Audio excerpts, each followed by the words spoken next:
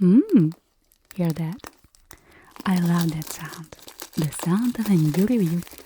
Today we're testing the WOOMER Watercolor set. I already played it in a bit and I'm actually intrigued.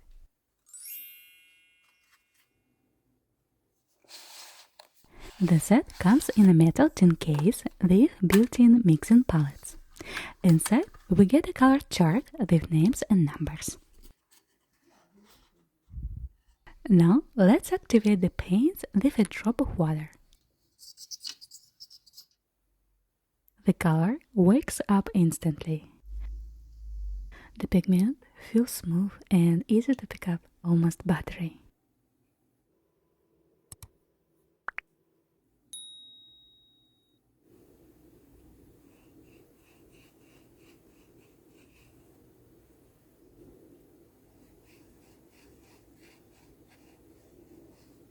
The colors are rich, even a little bold, but an experienced eye will notice right away. There's no burnt sienna here. For me, that's a downside, but I'll show you how to mix it later. Let's do a paper test. Cellulose with 100% cotton. Starting with cellulose.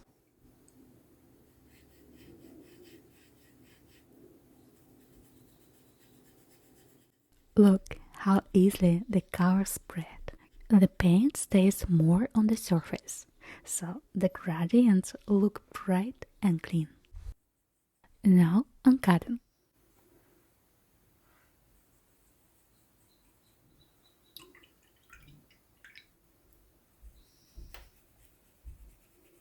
It's a different story. The paint moves a bit slowly because the paper absorbs the pigment. But look how soft and smooth the transitions are. While the paper is still wet, let's run another test, adding salt.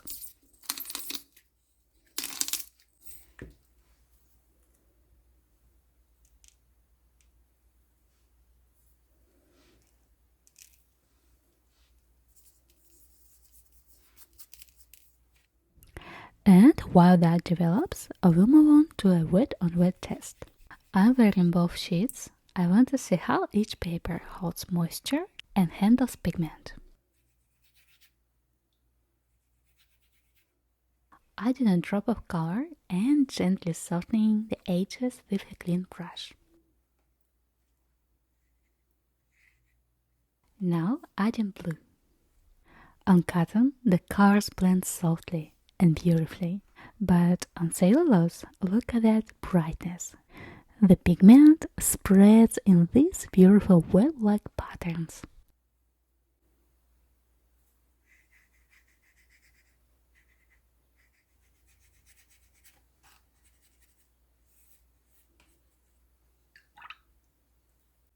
Adding a third color.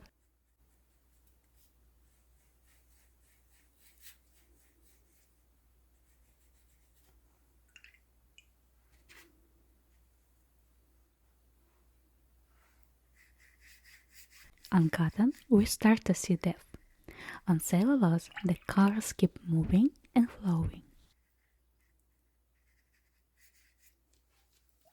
Let's compare the results and take a closer look at the cotton. The salt effect turned out really subtle and beautiful. So, now let's go back to the missing color. Instead of classic burnt sienna, we have reddish brown. It's cooler and darker, but that's not a problem. Just mix it with a bit of ochre and you get that warm, familiar burnt sienna tone.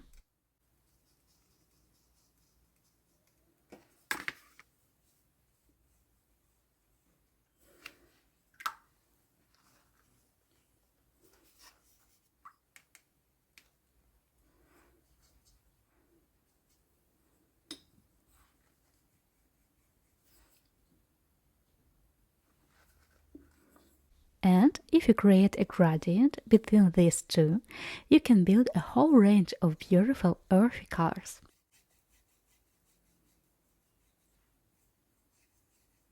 The result is very close to the original burnt sienna, so missing one color isn't a limitation. It's an opportunity to experiment. I also want to mention the case. It's metal, which is a big plus. Unlike plastic, it doesn't stain and it's super easy to clean after mixing.